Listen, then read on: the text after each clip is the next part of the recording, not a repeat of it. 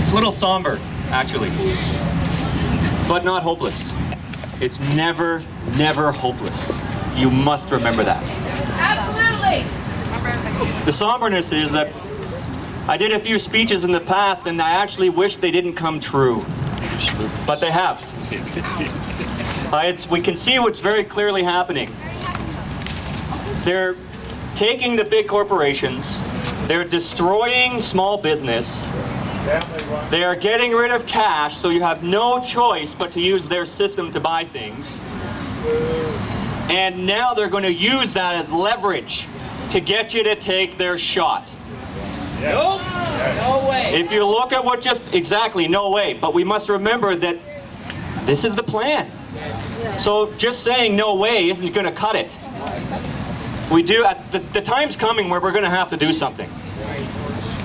And this is history repeating itself. The people hit a point where there's a line that's being crossed, hence the line. Yeah. And we say, you're not crossing this. Yeah. That's why we're going to Ottawa on the 29th. Yeah. But we have to be real clear on what they're doing. Because look at Australia. What did he just say? No jab, no pay. Like I said, they're utilizing no cash, they're utilizing your jobs, they're destroying small business so that you don't have a choice to get provisions. Who said you have a right to take the air from me to breathe? Yeah, you're here. I'm breathing, come take it. Yeah. This has never been about masks. This is how they can look at the population, walk down the street and see how many people are accepting the authority of the state. Because this isn't about our health.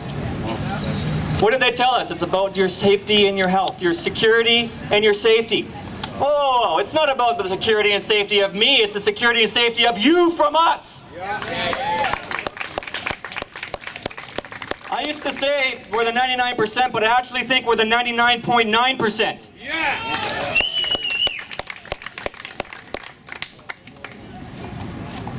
But we have major things coming. Everybody here by now sees it. Even our loved ones who are still partially asleep, they know something's terribly wrong.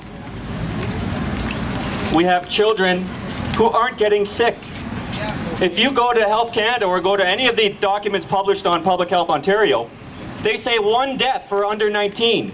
And then on the very bottom, they say that 1 death was from other reasons. It wasn't from COVID. So how many deaths? 0. And you want to protect them from 0 deaths? No. You want to put a visor on their face? You want to put a mask on their face? You want to have children social distance? No. That's what they're doing. You want to take kindergarten through high school. Why? You want to teach them that they should be afraid to love people and be close? Yes, that's what it's about. That's what it's about. Absolutely. Children need connection. Yes. We have many, many studies of babies who don't have conversations or don't have facial interaction with people. They lose it. Psychological warfare. You better believe it. Yes. It is psychological warfare. They don't have to do it for long. They just have to do it for a few years until the younger generation thinks this is normal. Once they've got them thinking normal, we've lost them. We've lost them. How long did it take for us to open up our eyes and say, oh my God, look what's really happening? It really is fascism. Is it really possible there could be such evil people out there with such vile plans for us? I couldn't believe it for years. But eventually, you do. You can be slapped in the face so many times, but eventually you realize they're doing it on purpose. And we've been slapped 1 too many times. Enough is enough.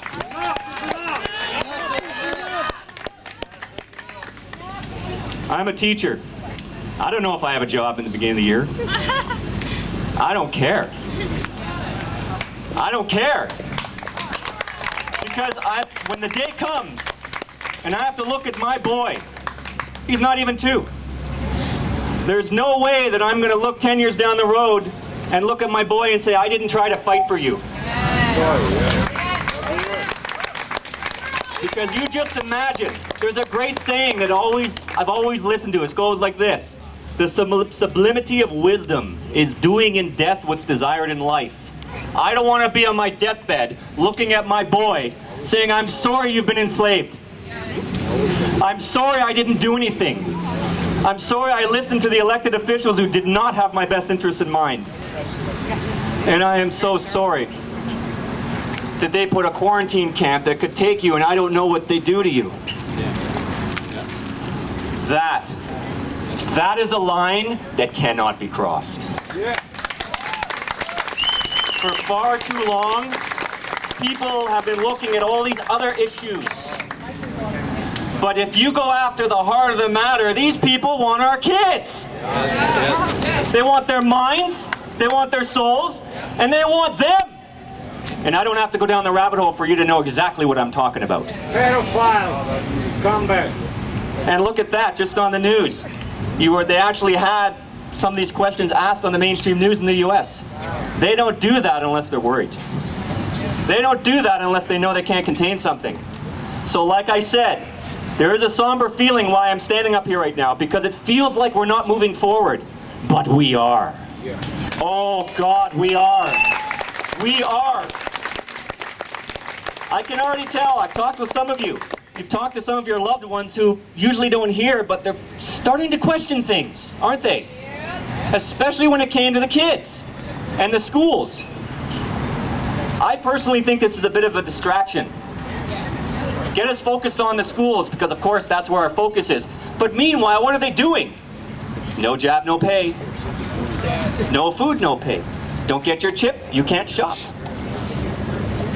I said this on the 25th of July, and it's happening now. New Zealand and Australia seem to be like, they're ahead of us, but they're part of the Commonwealth. So are we.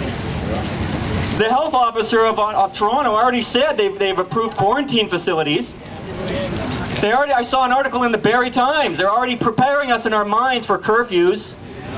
Maybe curfews are a good idea to stop coronavirus.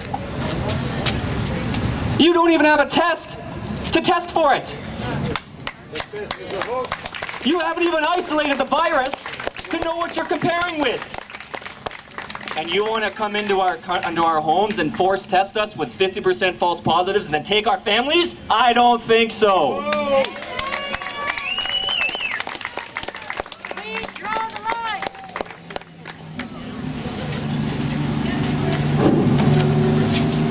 Sometimes a sigh says it all. We're mad. We're mad. But we are angry. I'm so angry, I'm actually calm.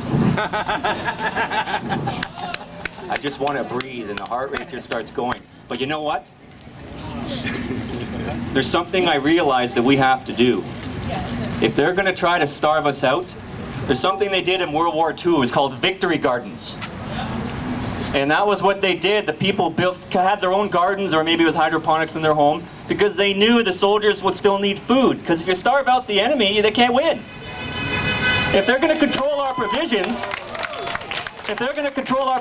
we have to make sure we have provisions.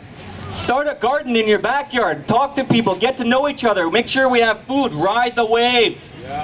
Because the longer we can hold out, the more powerful we'll become, because people will wake up.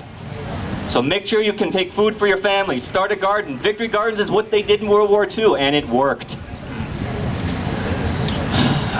This is a problem when you don't have a written up speech. Just kind of keep going. At the end of the day, and I've said this in many speeches before, this is not an anti-racist, it's not a racist issue. This is an anti-human agenda. And we are all in this together when they decided to go global. And I've said it before, I don't care what your background is. I don't care what your religious affiliation is. I don't care. Because at the end of the day, those people of religions are always going to argue. That's life. It's going to happen. But if we don't unite for this one common evil, we won't even have the freedom to debate. We can't even debate our religious belief if they've done this. Don't you want to have freedom of speech in this country? I sure as heck do. I want to be able to talk to my friend about religion and be peacefully discuss it. Yeah. Period.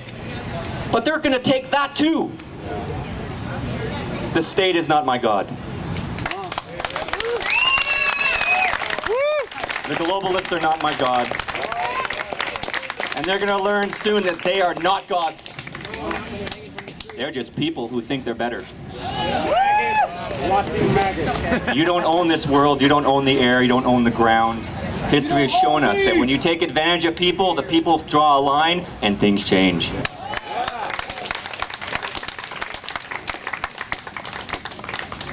Things are changing. Trust, look at everyone here. If you're worried that things aren't working, you just have to look at your loved one and you make sure you know what you're fighting for. You know what you're fighting for, because this is stronger than them, because they don't have these. It's black in there, it's dark, it's gone. They don't have hearts. There's no way that you can do this to people on a mass scale and have a heart. This is what unites us, and this is why we're going to win. Thank you. Mike J, everybody. Isn't he something special? Those are the kind of teachers I want teaching my kids. I don't know about you.